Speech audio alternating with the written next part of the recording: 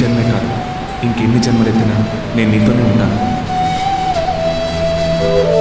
ఆ రోజు ఏదో కోప్పడి వెళ్ళిపోయాను స్వామి. నాకు మీరు తప్ప ఎవరున్నారు?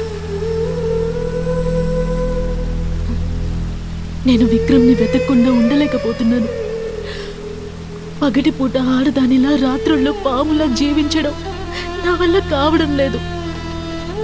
ఎప్పటికైనా తన్ని చూస్తానన్న నమ్మకంతోనే నేనిదంతా భరిస్తున్నాను. అంతా విధి విధి విధి అంటున్నారే, ఆ విధి నన్ను మాత్రం ఎందుకు ఇలా పీడిస్తోంది? ఈ లోకంలో జన్మించే ప్రతి జీవరాశితోనూ ఈ విధి ఆడుకుంటుంది. కానీ మనిషి మాట్లాడగలడు గనుక దానికి విధి అని పేరు పెట్టి సమర్థించుకుంటున్నాడు. ఈ విధికంటూ ఓ ఆకారం ఉంటే ఈ లోకంలో ఉన్న ప్రతి ఒక్కడూ దాన్ని హతమార్చాలని కోరుకుంటాడు. ఈ విధి ఒకరి అంతు చూడాలని నిర్ణయించుకుంటే ఎంతటి వారైనా దాన్ని అడ్డుకోలేరు. కానీ అదే విధి ఒకరిని ఆదరించాలని నిర్ణయించుకుంటే ఆ దేవుడు కూడా దాన్ని ఆపలేడు. అంతెందుకు, దేవుడు లేడు అనేవాడు కూడా వాడి జీవితాన్ని సూక్ష్మంగా గమనిస్తే ఈ విధి ఆట అర్థమవుతుంది. స్వామి, ఈ లోకంలో నాకు జరిగినట్టు ఇంకెవరికైనా జరిగిందా? లేదా జరిగిందని చెప్తే ఎవరైనా నమ్ముతారా? దానికి ఎలాంటి నియమాలు లేవు. మనం అనుకునేట్టు, మనం నమ్మేట్టు ఏదీ జరగదు. అనుభవిస్తే మాత్రమే అర్థమవుతుంది. సరే స్వామి, నేను నా విక్రమ్ని ఎప్పుడు చూస్తానో చెప్పండి.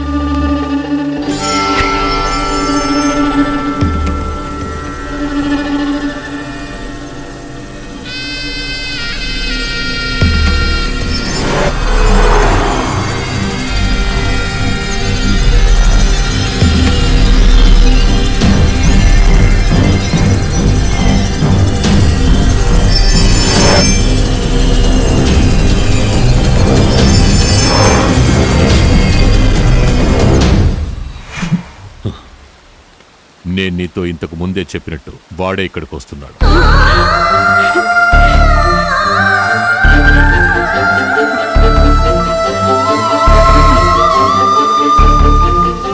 కానీ ఒకటి. ఏంటి స్వామి? వాడికి పెళ్ళైపోయింది. వాడి భార్యతో ఇక్కడికి వస్తున్నాడు. భార్య? అయితే మరి నేనెవరిని? అది జరిగిపోయిన కథ. వాడు తాళి కట్టిన భార్యని నేను బతికున్నప్పుడు అదెలా జరిగిపోయిన కథ అవుతుంది? నువ్వు వాడితో ఇప్పుడు కలిసి బతకగలవా? నువ్వే బాగా ఆలోచించు. తన కోసమేగా నేను ఇలా కష్టపడుతున్నాను. అదెందుకని మీకు అర్థం కావడం లేదు? నువ్వు వాడిని మర్చిపోవడమే ధర్మం.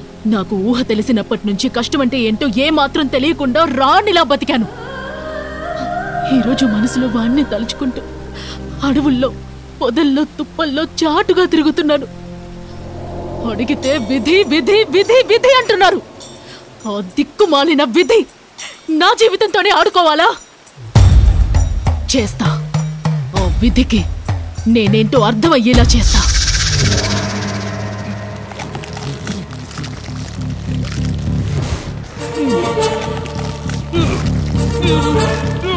వాడికి ఏనాడో పెళ్ళైపోయిందని నీకు ముందే తెలిసి నాతో దాచిపెట్టి మర్చిపోవడం ధర్మం అంటావా?